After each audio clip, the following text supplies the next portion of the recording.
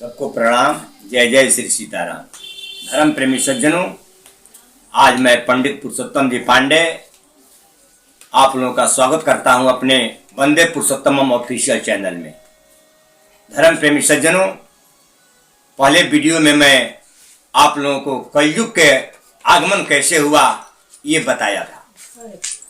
आज मैं कलयुग के आने के बाद राजा परीक्षित के शासन काल में कलयुग जब आया तो आने के बाद मनुष्यों पर क्या प्रभाव पड़ा, आज मैं यही प्रसंग आप लोगों के सामने रखने जा रहा हूं कि जब कलयुग आ गया तो कलयुग के जो मनुष्य थे उनके ऊपर कैसा प्रभाव पड़ा। राजा परीक्षित के ऊपर जो पड़ा वो तो मैं आप लोगों को बता चुका हूं, लेकिन हम साधारण मनुष्यों के ऊपर क्या प्रभाव पड़ा कलयुग का और क्या पड़ रहा है, यही सब आप लोगों के सामने मैं बताने जा रहा हूं। आप लोग ध्यान देकर सुने। इसका माध्यम मैं रामचरितमानस से ले रहा हूं। रामचरितमानस को माध्यम बना करके आप लोगों के सामने कलयुग का वर्णन करने जा रहा हूं, जो कि उत्तर कांड में आता है। रामायण के उत्तर कांड में जो प्रसंग आता है वही प्रसंग आप लोगों के सामने रख करके मैं कलयुग के गुण अवगुण को आप लोगों के सामने प्रकट करने जा रहा हूं, बताने जा रहा हूं। लिखा गया है एक दोहा में कि कलिमल ग्रसे धर्म सब लुप्त भये सदग्रंथ अदम्भिन निज मति कल्प करी प्रगट किन्न बहुपंथ। जब कलयुग का आगमन हो गया तो हुआ क्या कि कलिमल ग्रसे ग्रंथ सब, कलिमल ग्रसे धर्म सब, जितने धर्म थे वो सब धर्म कली के प्रभाव से ग्रसित हो गए। कलयुग का जो अवगुण था उस अवगुण से सभी धर्म, अच्छे धर्म कलिमल ग्रसित हो गए। कलिमल ग्रसे धर्म सब, सब धर्म कली के प्रभाव से ग्रसित हो गए और लुप्त भये सतग्रंथ, और जितने अच्छे ग्रंथ थे रामायण महाभारत गीता, अच्छे अच्छे जो ग्रंथ हैं वो सब लुप्त हो जाएंगे धीरे धीरे। क्यों कि दम्भिन निज मति, दम्भी लोग जो हैं, घमंडी लोग जो हैं, वो लोग मूर्ख लोग जो हैं अपने मति के अनुसार अपनी कल्पना करके और अनेक प्रकार के पंथ निकाल देंगे, अनेक प्रकार का रास्ता निकाल देंगे और अनेक प्रकार के ग्रंथ का निर्माण करेंगे। ये सब कलयुग का ही प्रभाव है कि अच्छे जो धर्म ग्रंथ हैं वो लुप्त हो जाएंगे और दम्भी लोग अपने मति के अनुसार, अपने बुद्धि के अनुसार अनेक प्रकार के पंथ बना देंगे, रास्ता बना देंगे और अनेक प्रकार के ग्रंथ बनाएंगे। यही जो ग्रंथ में लिखा है यही सही है। ये कलयुग का प्रभाव है। और आगे और क्या प्रभाव होगा हम लोग सुने।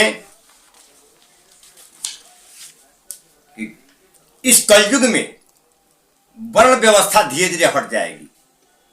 जो वर्ण व्यवस्था मनु महाराज के समय बनी वो वर्ण व्यवस्था धीरे धीरे हट जाएगी। कोई वर्ण व्यवस्था को मानेगा नहीं। सब लोग कहेंगे कि हमारे में तुम्हारे में क्या अंतर है। कोई वर्ण नहीं मानेंगे और सब लोग श्रुति के, वेद के विरोध करने वाले हो जाएंगे। वेद में, गीता में, रामायण में जो लिखा है उसको गलती काटेंगे कि रामायण में ये गलत हुआ है, तुलसीदास ये गलत लिख दिया है, वाल्मीकि जी ये गलत लिख दिए हैं, तुलसीदास में ये कमी था, वाल्मीकि जी में ये कमी था, कृष्ण भगवान में ये कमी था, शंकर जी में ये कमी था। यही सब लोग करेंगे। ये कलयुग का ही प्रभाव तो है कि सब लोग सदग्रंथ का विरोध करेंगे और जो ब्राह्मण भी होंगे वो लोग भी अपने अपने जगह से हट जाएंगे और वेद शास्त्र की जानकारी नहीं रखेंगे और उसको बेचने वाले हो जाएंगे। ब्राह्मण भी वेद की बात को बेचने वाले हो जाएंगे। ये भी कलयुग का ही प्रभाव है। इतना ही नहीं, इस कलयुग में मार्ग सोई जो जह कोई भावा, पंडित सोई जो गाल बजावा। मार्ग अर्थात रास्ता, रास्ता वही कहा जाएगा कलयुग में जो जिसको जो अच्छा लगे।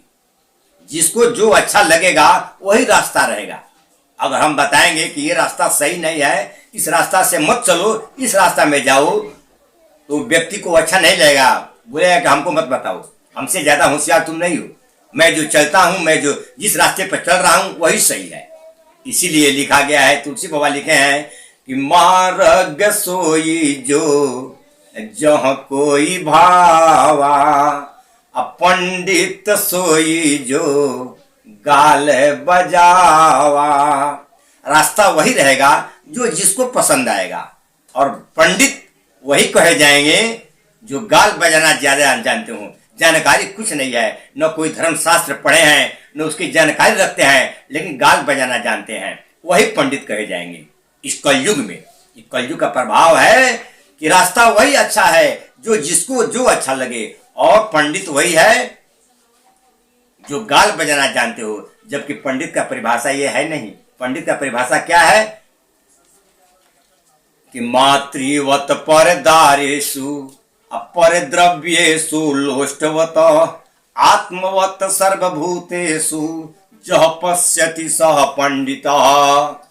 पंडित वही है मातृवत परदारेषु, जो मातृ अपने माता के समान पर दूसरे की स्त्री को समझता है, पर दारा को दूसरे स्त्री को मातृवत समझता है, माँ के समान समझता है, और दूसरे के धन को मिट्टी के ढेला के समान समझता है। मातृवत पर दारेषु पर द्रव्येषु लोष्टवत आत्मवत सर्वभूतेषु जह पश्यति सह पंडित। और अपने समान, अपने आत्मा के समान जो दूसरे की आत्मा को समझता है, इसका ऐसा नजर जिसका है, जो इस तरह की ज्ञान रखता है, उसको पंडित कहते हैं।